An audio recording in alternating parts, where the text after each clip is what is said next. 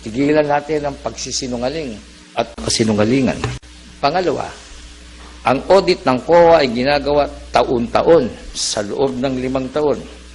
Bukod pa dito, sa technical audit ng mga technical na eksperto, inhinyero, arkitekto, surveyor at mga ekspertong accountants.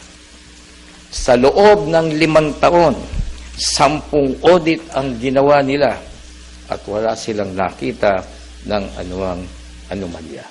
Kasinungalingan.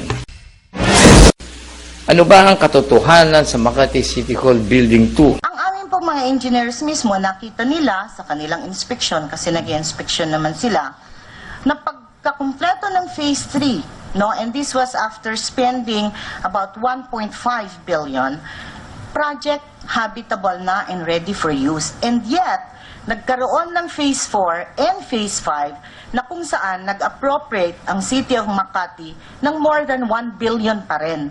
So kung nung Phase 3 pa lang, as our engineers found out, habitable and ready for use, magkano na lang kaya dapat na naidagdag? No?